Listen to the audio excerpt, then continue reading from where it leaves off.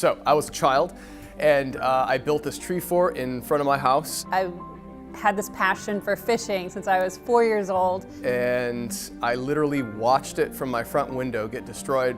And I think from that came a love for weather, because the two go hand in hand. I was fascinated by the atmosphere, science, why in the world did this happen? Why did Mother Nature ruin my favorite tree fort? And so I think the more I learned about the weather, because I liked fishing so much, the more I became passionate about it, and eventually led to a career path.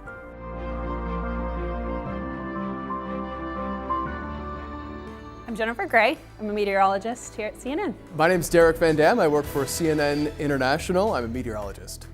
Anytime you're going to go in a storm zone, there's so many logistical things you have to look at, especially just getting there. We never buy a round trip ticket. It is always, we're going to go there. We have no idea how long we're going to be gone, and we don't know what we're going to experience. When we're looking for deployment opportunities, it's probably best that we are on what is called the dirty side, the strongest part of the hurricane, so we can capture the intensity of the storm, and then we place us in very sturdy concrete structures that can withstand hurricanes of that strength or more powerful.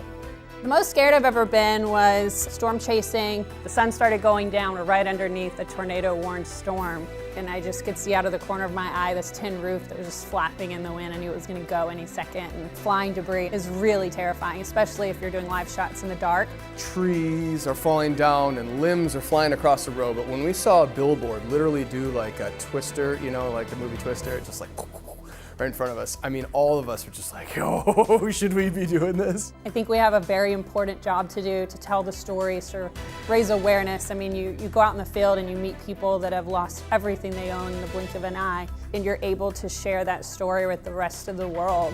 It is also an opportunity for us to convey safety messages to people from inside the storm, using visual, examples of why this is a bad idea to be here. It is a deterrent to keep people away from it. Even though we're in it, we're not promoting people to do the same. We're trying to show them why it's dangerous. Before I got in the business, I remember having to evacuate and just being so scared.